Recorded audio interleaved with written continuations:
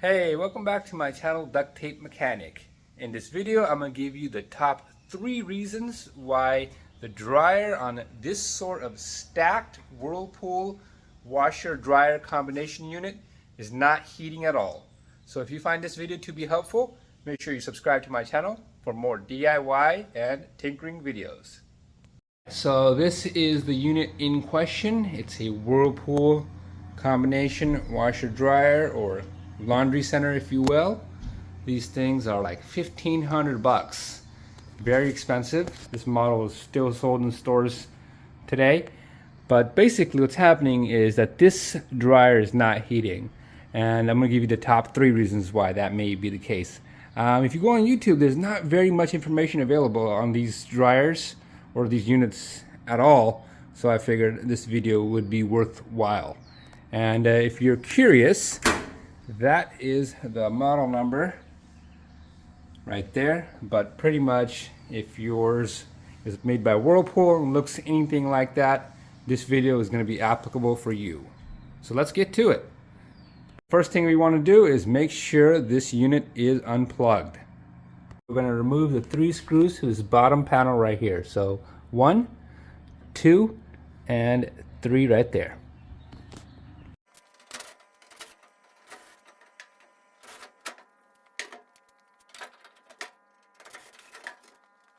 Alright, so after removing the bottom panel, we're going to remove this panel right here.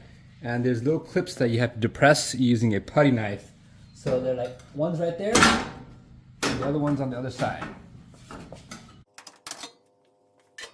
After that, we're going to have to most likely get on top of a stool and get up here and undo these 3 screws. So 1, 2, 3.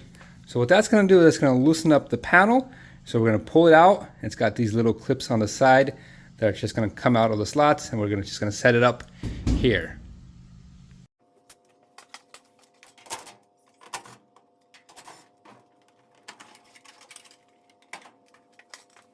After that, we're going to undo the connector for the lid switch, and then after that, we're going to undo these 4 screws. So 1, 2, 3, and 4, and we should be able to pull this door unit out. But as you pull out, make sure you also push down on this tab right here so it could free from the blower motor housing.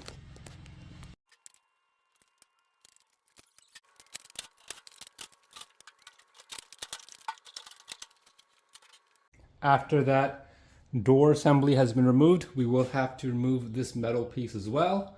It's just 2 screws holding it in, 1 and 2, but you will also have to pull out these connectors that hold the wiring harness onto it.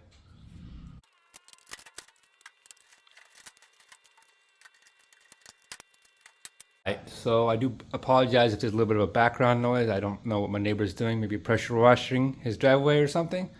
But anyways, the next step is to remove the drum. Now it's a little bit tricky because the belt, which is around the drum, as it should be, is actually entrapped between the blower motor housing and the dryer motor itself. So it's a little bit tricky to get it out, whereas in a typical dryer, all you have to do is just loosen up the idler pulley and the belt comes out. So in this case, what we're going to do is we're going to loosen up the idler and get the belt off there. And after that, we're going to grab the belt from the top and just push it towards the back and off the drum, and that should allow us to pull the drum out. I stuck my flashlight in there, so I'm going to show you what this whole assembly should look like before we remove the belt from the idler pulley. So it should look something like that. As you see, the belt is going on to the pulley of the dryer motor, and it's being tensioned with the idler pulley. So in this procedure, I'm going to attempt to loosen the belt. See my hand back there by just pushing it this way and trying to get it off the idler pulley.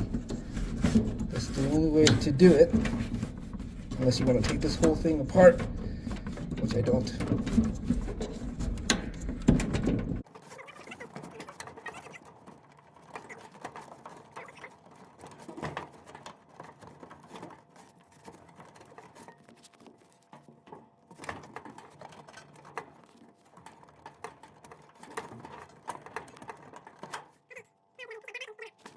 Just going to grab the belt from up here and just push it back.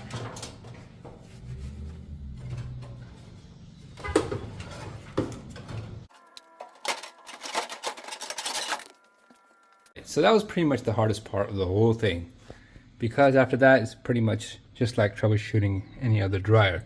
But this is what I was talking about with the belt.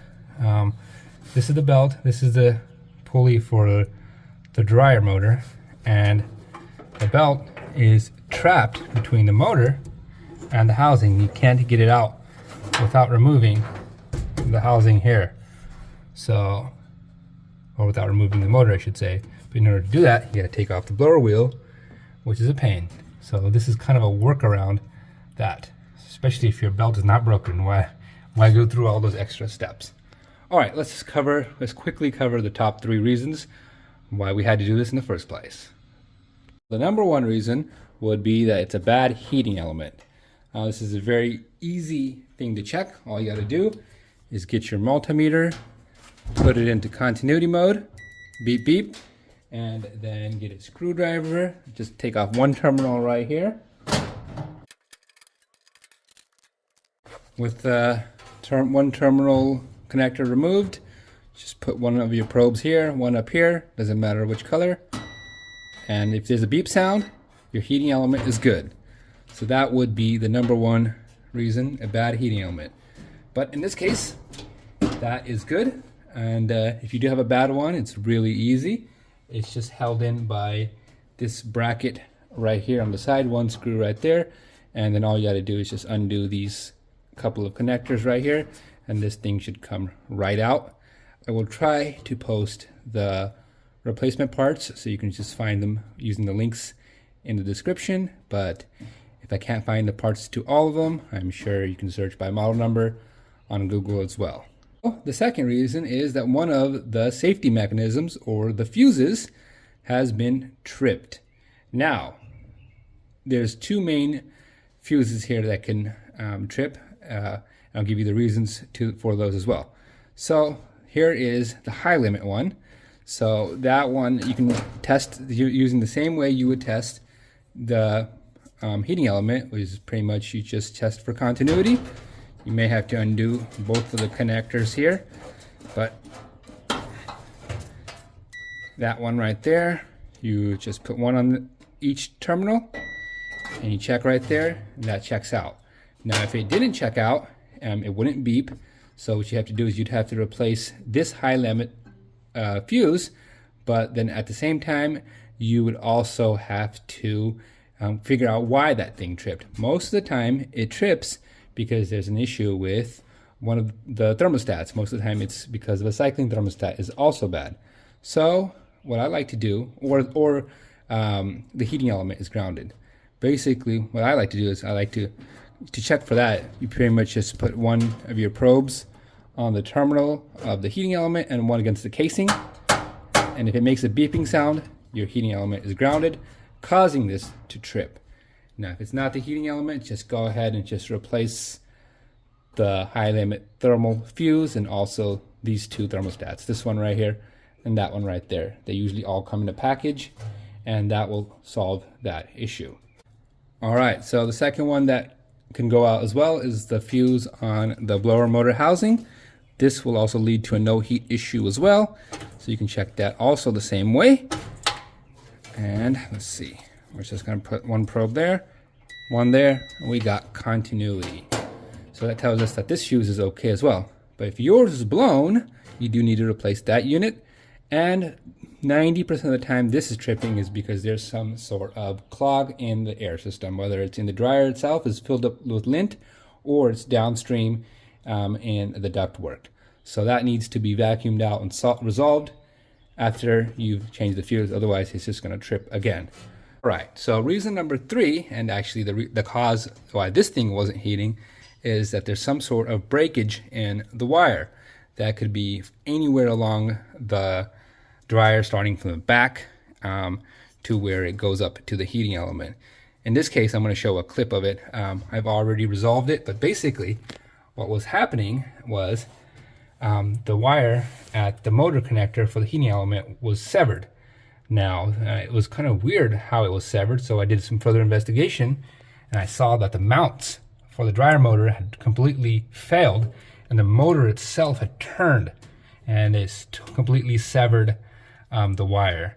And I showed a brief clip of that in the next clip of this video. I don't talk about the motor mount being severed, but that is the reason. I came to figure that out off camera, or I wasn't recording at the time, I should say. But I have it repaired, everything, and you can see now the motor is nice and tight in there, whereas before you could spin it completely by hand.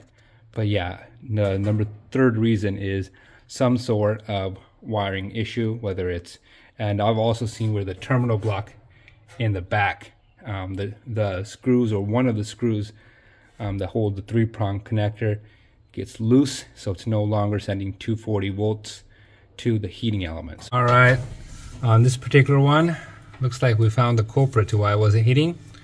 Looks like we got a couple of wires here that got severed. Maybe they broke away from the electrical tape that was holding them in, and then they hit the fan or maybe the motor itself, and it got severed. All right, so the only thing we got to do is just put everything back. So it's just everything is the same, but in reverse order. And I'm going to do that in fast forward, otherwise this video is going to be way too long.